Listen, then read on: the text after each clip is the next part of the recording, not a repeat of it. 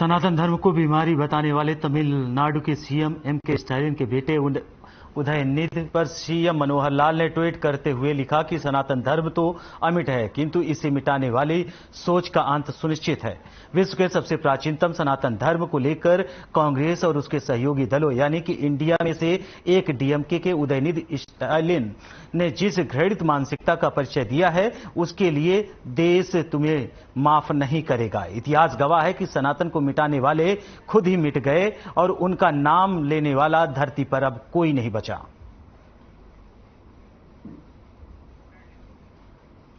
आपको बता दें कि सनातन धर्म को बीमारी बताने वाले तमिलनाडु के सीएम एमके स्टालिन के बेटे उदयनिधि स्टालिन पर सीएम मनोहर लाल ने ट्वीट करते हुए लिखा कि सनातन धर्म तो अमिट है, किंतु इसे मिटाने वाले सोच का अंत सुनिश्चित है। विश्व के सबसे प्राचीनतम सनातन धर्म को लेकर कांग्रेस और उसके सहयोगी दलों यानी कि इंडिया में से एक डीएमके के उदयनिधि स्टालिन ने जिस घृणित मानसिकता का परिचय दिया है, उसके लिए यह देश माफ नहीं करेगा। इतिहास गवाह है कि सनातन धर्म को मिटाने वालों के ऊपर वो खुद ही मिट गए हैं।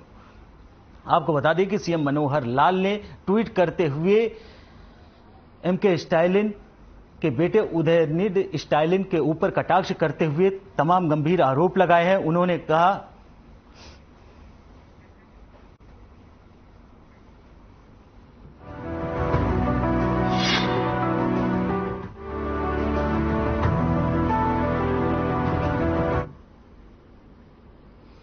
वहीं गृह मंत्री अनिल विज ने इंडिया गठबंधन को करारा जवाब देते हुए कहा कि संविधान से लेकर शास्त्रों तक में इंडिया नहीं बल्कि भारत नाम है। यह पहली बार नहीं जब इन्होंने अपना नाम इंडिया रखा है। इससे पहले भी 1977 में इंदिरा इज इंडिया का नारा दिया गया था। जो इनका हाल किया गया वही सामने आया। इस बार भी इंडिया गठबंधन का जनता जवाब देगी। विज ने शास्त्रों और राष्ट्रगान का भी उदाहरण देते हुए कहा कि कहीं भी इंडिया नहीं लिखा गया है।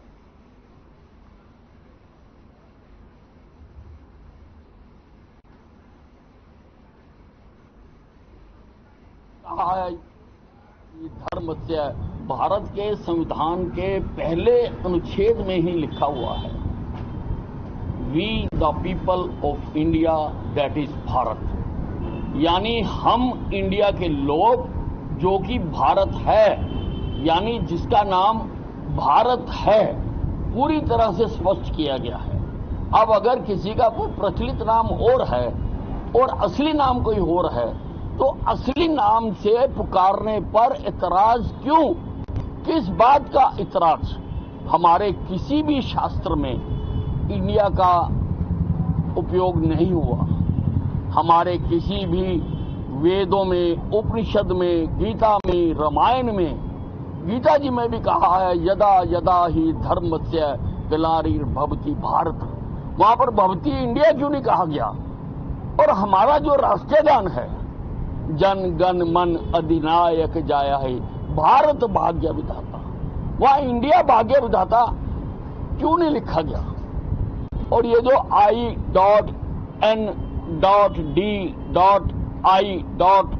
वाले ये कह रहे हैं कि ये हमारे से डर कर ऐसा किया जा रहा है। भारत के संविधान के पहले अनुच्छेद में ही लिखा हुआ है।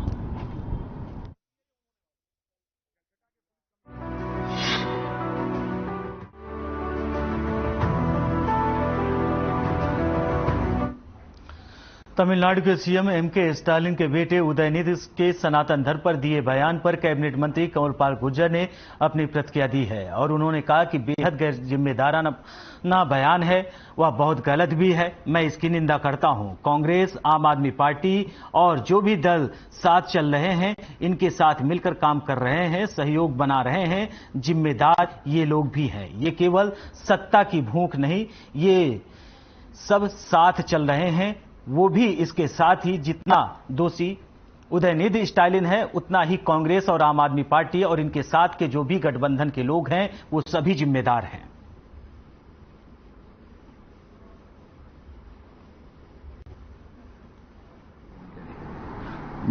देखिए, वो बेहद गैर जिम्मेदाराना बयान था उनका, था, मैं उसकी निंदा करता हूँ। क्योंकि ये साथ मिलके काम कर रहे हैं तो कुछ ना कुछ तो जिम्मेदारी ये लोग भी हैं। आखिर ऐसे लोग, ऐसे व्यक्ति को साथ लेके चल रहे हैं, अपना सहयोगी बना रहे हैं ऐसे व्यक्ति को जो कहता है कि सनातन धर्म समाप्त होना चाहिए। तो मैं समझता हूँ केवल सत्ता की भूख ही है जो उनको इस तरीके से अपने साथ लेके चलने के लिए कह रही है। देखिए, वो बेहद गैर जिम्मेदाराना बयान था उनका, बिल्कुल गलत था, मैं उसकी निंदा करता हूँ।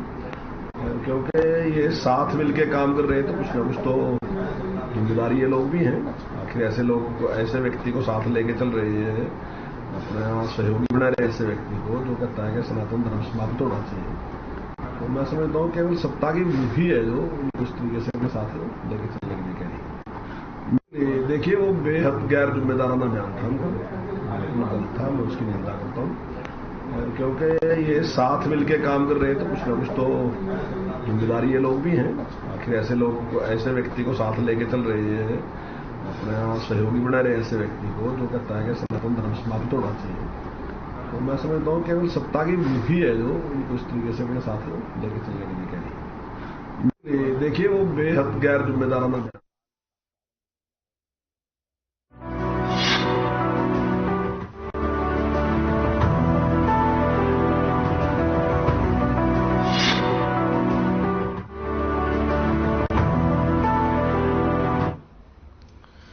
वहीं हरियाणा कांग्रेस की गुटबाजी अब सारा देश देख रहा है कि किस तरह से हरियाणा में कांग्रेस के कार्यकर्ता ऑब्जर्वर के सामने ही अपने नेताओं के नारे लगा रहे हैं और ऑब्जर्वर के सामने अपनी मर्यादा भूलकर नारे लगाने लगे और ऑब्जर्वर बेचारों की तरह उन्हें समझाने की कोशिश कर रहे हैं।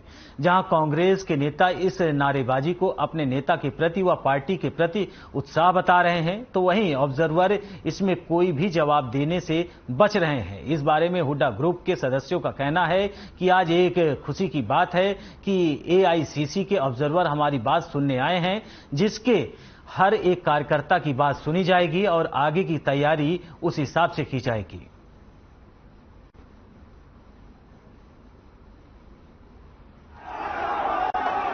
मैं हमारा केवल जो है कांग्रेस का संगठन का फीडबैक है। हाँ, फॉर्म जो भी देगा, छोटे से छोटे कार्यकर्ता, वो छोटे कितना बड़ा कार्यकर्ता, वो अपना आवेदन करे कि वो ओबीसी में बनना चाहता है, एससी सेल में बनना चाहता है, एसटी सेल में बनना चाहता है, जिला अध्यक्ष बनना चाहता है, ब्लॉक अध्यक्ष बनना चाहता है, जिस किसी का भी पूरे क्षेत्र का उनका फॉर्म लूंगा, वो फॉर्म के लिए ड्रामा नहीं है, ये कार्यकर्ताओं को जोश है। क्योंकि जो संगठन बनने के तरफ हरियाणा प्रदेश के हमारे ऑब्जर्वर आए हुए हैं, उनके साथ दो हमारे प्रदेश के पदाधिकारी आए हुए हैं, वो हर कार्यकर्ता की बात सुनेंगे और नारे तो अपने अपने नेता के लाता ही है। कोई मुर्दाबाद की नहीं लगा रहा किसी को नारे, ये जिंदाबाद के नारे लग रहे हैं। इससे पता चलता है कि हरियाणा प्रदेश में कांग्रेस पार्टी की लहर है और कार्यकर्ताओं में उत्साह है। एआईसीसी के ऑब्जर्वर्स आज आम कार्यकर्ता के मन को तोड़ने के लिए यहाँ आए हैं और एक एक कार्यकर्ता से मिलकर संगठन कैसा बने कांग्रेस का, उसके ऊपर चर्चा कर रहे हैं और कांग्रेस पार्टी कैसे मजबूत हो सकती है और चुनाव में बीजेपी का मुकाबला हमने कैसे करना है, इसके ऊपर चर्चा करने के लिए प्रत्येक कार्यकर्ता के पास वो आए।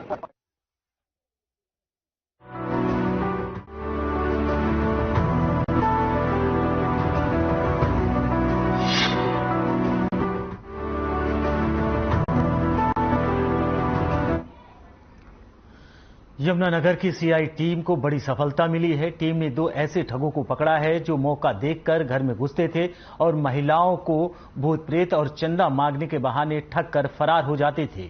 अब पुलिस ने उनसे पूछताछ कर रही है। केवल सिंह की अगुवाई में गठित टीम ने दो ठगों को गिरफ्तार किया है। वहीं सीआईए 1 के इंचार्ज केवल सिंह ने बताया कि जैसे ही हमें इसकी जानकारी मिली तो हमने टीम का गठन किया और दो युवकों को धर दबोचा। आरोपियों से पूछताछ की जा रही है। उन्होंने जगाधरी शहर एरिया में घर में घुसकर एक वारदात को अंजाम दिया। आरोपियों पर पहले भी मामला दर्ज है जो कोर्ट में विचाराधीन है।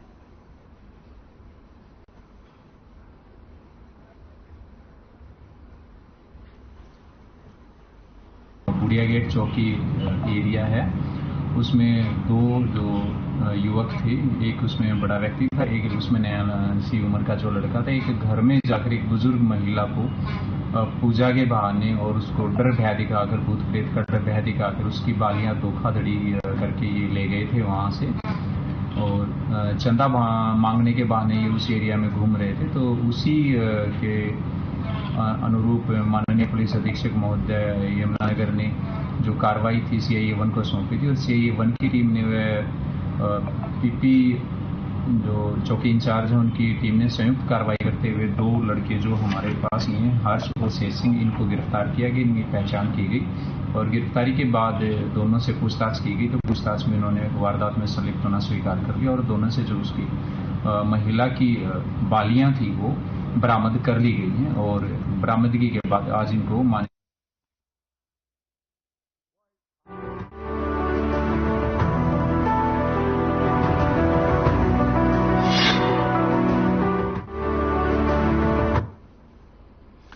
हरियाणा के शहरी स्थानीय निकाय और हरियाणा आवास मंत्री डॉक्टर कमल गुप्ता ने नए लघु सचिवालय के सभागार में जिला लोक संपर्क और कष्ट निवारण समिति की मासिक बैठक ली। डॉक्टर कमल गुप्ता ने जिला लोक संपर्क एवं कष्ट निवारण समिति की मासिक बैठक में 14 में से 8 शिकायतों का समाधान किया। डॉक्टर कमल गुप्ता ने कहा कि अवैध कॉलोनियों के निर्माण और स्टाम्प ड्यूटी की चोरी करने की जांच उपायुक्त कुरुक्षेत्र करेंगे। इस अवैध कॉलोनियों में प्रशासनिक कार्रवाई के बावजूद निर्माण कार्य को रोकने के लिए पुलिस अधिकारियों को सख्त आदेश देते हुए दोषी पाए जाने के बाद कानूनी कार्रवाई करने के आदेश दिए हैं। इतना ही नहीं, कैबिनेट मंत्री ने नगर पालिका शाहबाद में भ्रष्टाचार में शामिल एक रेंट क्लर्क को निलंबित होने के बाद मुख्यालय पिहोआ में नूह बदलने के आदेश भी दिए हैं। इस मौके पर कई नेता और अधिकारी मौजूद रहे।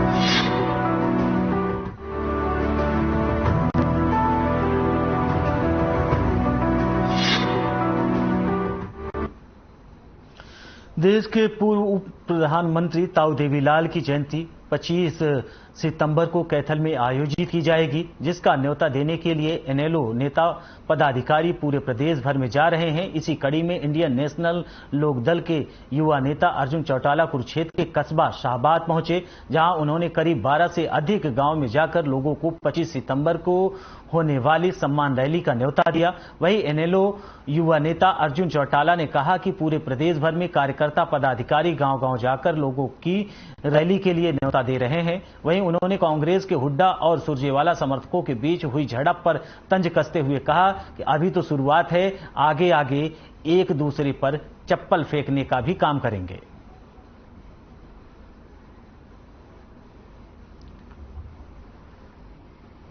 आज हमारा 13 गांव का दौरा था और सिर्फ 13 गांव नहीं, जोन वाइज हमने आज पूरे ही शाहबाद हल्के का दौरा करा है। कल हम देवा का दौरा करेंगे और परसों हम थानेसर का दौरा करेंगे।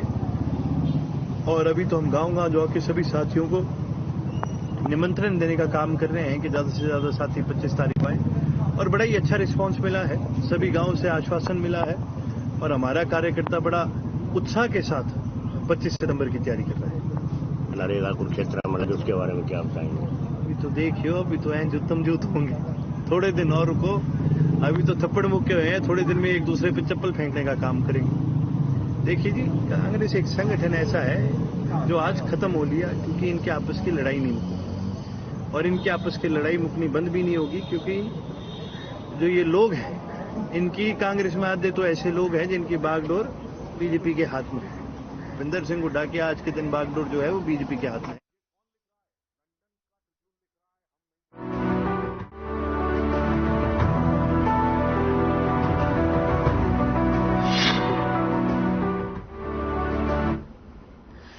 करनाल में अस्पताल के शौचालय की खिड़की से कूदकर भागने वाला बदमाश पवन उर्फ मौत को पुलिस ने 4 दिन बाद अंबाला से गिरफ्तार कर लिया है। आरोपी से 2 पिस्टल और 6 जिंदा कारतूस बरामद हुई है।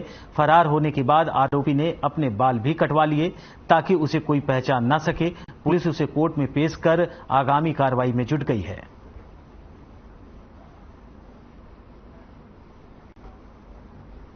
तस्वीरें आप देख तरावी थाने में पवन उर्फ मौत के खिलाफ एक एफआईआर दर्ज थी एक्सटॉर्शन की, जिसमें उसने एक शराब के ठेकेदार से 50,000 मंथली डिमांड किया था और उसने उसको धमकी भी दी थी और जाके पर्सनली भी इसमें उसने उसको धमकी दी थी। और इस संबंध में पवन उर्फ मौत को कुरुक्षेत्र पीपली के एरिया से जो है CIA 2 की टीम के द्वारा राउंड अप किया गया था, लेकिन उस समय राउंड अप करने के दौरान उसने पुलिस की टीम पर हमला करने की कोशिश की और उसमें उसी के वेपन से उसको हिप के एरिया में गोली लग गई थी, जिस समय में CIA 2 की टीम के द्वारा पीपली सदर पीपली में भी एक FIR दर्ज करवाई गई थी 307 और आर्म्स एक्ट के तहत।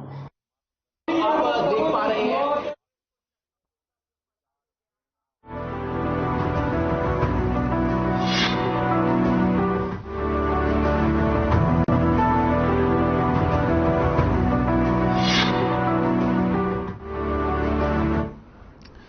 अंबाला शहर की नई सब्जी मंडी की दुकानों के पीछे फैली गंदगी और उससे उठने वाली बदबू से मंडी, आड़ाती, दुकानदार और मजदूर नरक की जिंदगी जीने के लिए मजबूर है। आरोप है कि पिछले 7 सालों से यहां बनी दुकानों के पीछे नालियां और नाले गंदगी से अटे पड़े हैं। आढ़ातियों का आरोप है कि मंडी के सामने बनी सड़कें भी अब टूटने लगी हैं, लेकिन कहने के बावजूद जिला प्रशासन इस पर कोई ध्यान नहीं दे रहा है। आढ़ातियों का कहना है कि वह दुकान के पीछे शटर भी नहीं खोल सकते, क्योंकि जैसे ही शटर खोलते हैं तो वहां गंदगी से अटी पड़ी नालियों से बदबू चारों तरफ फैल जाती है और मजदूर खाना भी नहीं खा पाते और ना ही बना पाते। इस बारे में उन्होंने कई बार एक्सीशियन महोदय को भी शिकायत की थी, सफाई वाली मशीन भेजने का आग्रह भी किया था ताकि उन्हें इस गंदगी से निजात मिल सके, लेकिन कोई कार्रवाई अब तक नहीं की गई है। नहीं, सफाई व्यवस्था पूरी सुचारू रूप से चल रही है। पीछे बाढ़ के कारण जो दिक्कत आई थी, उस मंडी लो लाइन में होने के कारण वहाँ चारों साइड मंडी के पानी खड़ा है, जैसे भी आपको पता है। तो पानी मोटर लगा रखी है, पानी उतर रहा है, उसके बाद सफाई व्यवस्था रेगुलर हो रही है। क्योंकि वहाँ डंपिंग ग्राउंड था नगर निगम का, वहाँ वो डल नहीं सकता था, वहाँ सारे पानी भरा हुआ था। अब वहाँ पानी उतर गया है तो वहाँ जितना भी शहर का कूड़ा कचरा वहाँ डलना, और हम भी अपना वहीं डाल रहे हैं, तो बंद हो गया। ऐसी कोई वो नहीं है। अगर आपको लगता है उसको हम वो भी ठीक करा देंगे। सीवर ब्लॉक नहीं है, मैंने आपको पहले भी बताया कि लो लाइन एरिया है, चारों साइड पानी खड़ा है, सीवर ऊंचे हैं। अगर जब वो आगे वाला पानी उतरेगा तभी सीवर का पानी उतरेगा। हमने अपनी मोटरें लगा रखी हैं। जो सीवरेज है लगभग 3 साल से ब्लॉक पड़े हैं, जबकि इसको 6 महीने में 2 दफा मशीन से सफाई होनी चाहिए। दुकानों के पीछे सीवरेज है, लैटरिन का पानी, काला पानी की बदबू, हम शटर नहीं खोल सकते। कुछ दुकानें ऐसी हैं, प्लाट 1, 2, 3, 4 से लेकर 34 तक पीछे बुरा हाल है। अगली सफाई हो जाती है, सड़क सफाई है, लेकिन दुकानों के पीछे बहुत बुरा हाल है। कोई प्रशासन नाम की चीज नहीं है। हम एक्शन साहब को कई दफा कह बैठे हैं कि मशीन मंगवाओ, वो कहते हैं नहीं मशीन हमारे पास नहीं है, मशीन हमने मंगानी है। लेकिन ये नहीं पता 7 सालों में मशीन कब आएगी।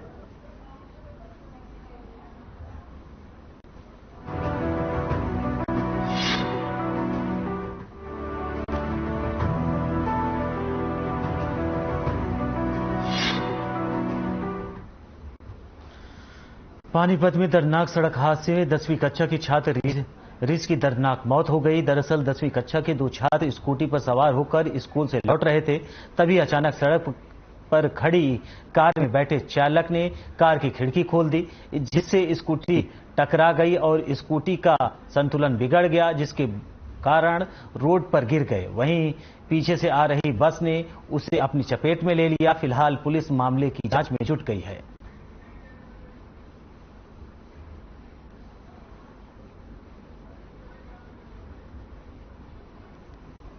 11:40 AM पर सूचना मिली थी।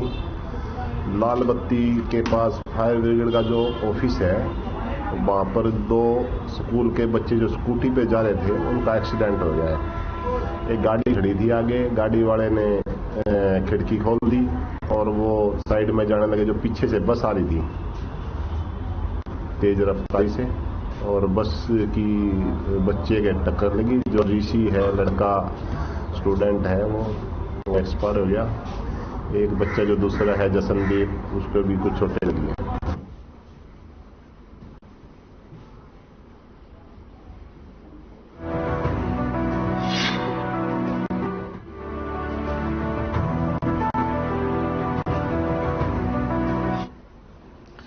हरियाणा के समालखा मिनी सचिवालय से रिश्वतखोर पटवारी को रंगे हाथ गिरफ्तार किया गया है। पटवारी विनोद राणा को टीम ने 10,000 रुपए की रिश्वत लेते हुए पकड़ा है।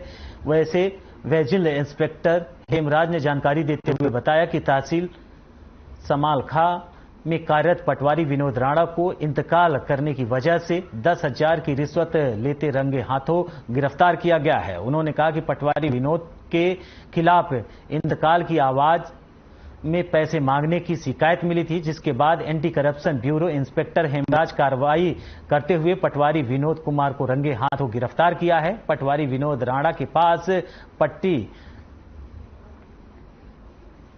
कल्याण सर्कल और आरोपी विनोद को कोर्ट में पेश करने की अग्रिम कार्रवाई की जाएगी।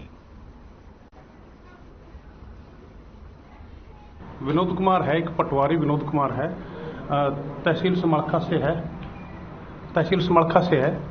कोई इंतकाल की एवज में उन्होंने 10,000 रुपए की रिश्वत की डिमांड की थी किसी से। नाम थोड़ा आपको पता इसीलिए नहीं बता सकते। और आज इसी एवज में उन्हें 10,000 रुपये लेते रेड हैंडेड उसको हमने गिरफ्तार कर लिया।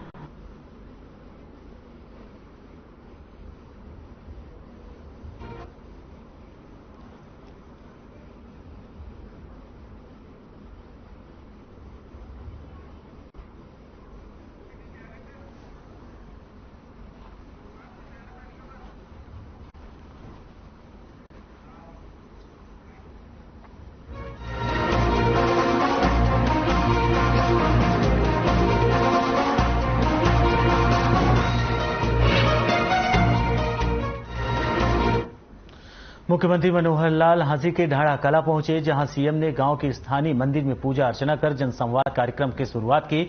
साथ ही सीएम ने समाज सुधारक ज्योतिबा फूले को नमन किया। सीएम मनोहर लाल ने खुला दरबार लगाकर लोगों की समस्याएं सुनी। इस दौरान सीएम एक्शन मोड में नजर आए। जनसंवाद कार्यक्रम में नहीं पहुंचने पर जिला खेल अधिकारी को सीएम ने सस्पेंड कर दिया। तो वहीं सीएम ने कई घोषणाएं भी की। वहीं परिवार पहचान पत्र में 31 दिसंबर तक की जनसंख्या मान्य होगी।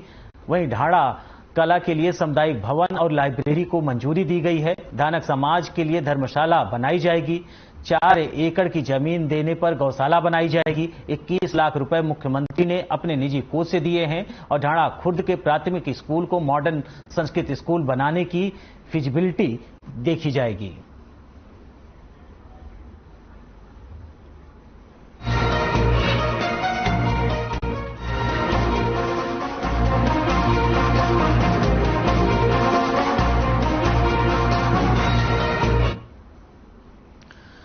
हरियाणा में नशा मुक्त बनाने के लिए हरियाणा सरकार की तरफ से साइकिल रैली निकाली जा रही है। इस रैली में लोगों को जागरूक किया जा रहा है कि किस तरह से हरियाणा की पूरी तरह से नशा मुक्त किया जाए। ये साइकिल यात्रा सभी जिलों में निकाली जाएगी। इसके अलावा गुरुग्राम में इस यात्रा का स्वागत किया गया। केंद्रीय राज्य मंत्री राव इंद्रजीत सिंह ने इस साइकिल यात्रा का स्वागत किया।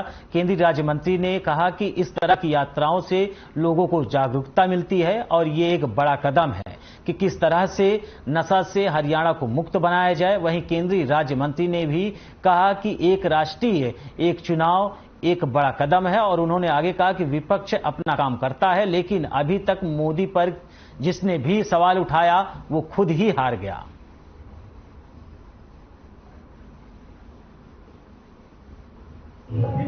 ड्रग्स फ्री हरियाणा एक बड़ा अच्छा प्रोग्राम भारत सरकार की तरफ से तजवीज़ हुआ है। हरियाणा सरकार उसको लगाने लग रही है। तो एक डांस ट्रूप 1 तारीख से चलना शुरू किया है और 25 तारीख तक साइकिलिस्ट के माध्यम से और इस ट्रूप के माध्यम से हरियाणा के हर जिलों के अंदर ये कोशिश करी जा रही है कि ड्रग्स ना लोग पकड़े, ड्रग्स फ्री हरियाणा रहे।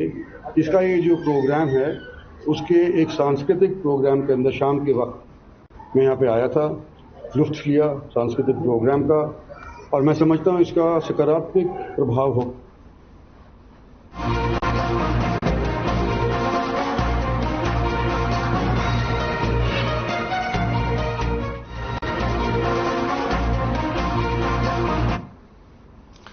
करनाल से चलकर बल्लभगढ़ अनाज मंडी नशा मुक्त का संदेश देते हुए साइक्लोथॉन साइकिल यात्रा पहुंची। जिला प्रशासन की तरफ से बल्लभगढ़ पहुंचने पर साइकिल यात्रा का स्वागत किया गया।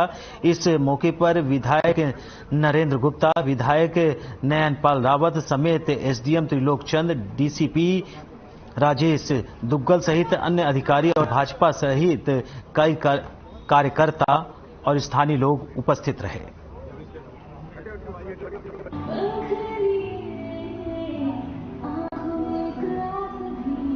बिल्कुल जी, ये यात्रा पूरे हरियाणा में चली हुई है, नशा यात्रा चली हुई है और इसमें एक युवाओं को संदेश जाता है। जो हमारी नौजवान पीढ़ी है वो कहीं ना कहीं नशे में लत में है और जो अपने ध्यान से भटके हुए हैं, तो उसी को लेकर ये अवेयरनेस प्रोग्राम हमारे डीसी साहब और हमारे पुलिस कमिश्नर साहब के द्वारा और तमाम फर्दाबाद के प्रशासन द्वारा यह साइकिल यात्रा नशा अभियान के तहत निकाली गई, जो कि युवाओं के अंदर जोश दिखा हमें और हमारे गांव के युवाओं ने भी बढ़ चढ़कर इसमें भाग लिया। हरियाणा सरकार ने नशे के विरुद्ध जन जागरण अभियान जो शुरू किया है, जिसकी शुरुआत स्वयं मुख्यमंत्री महोदय हरियाणा ने की और करनाल से इसकी शुरुआत की गई।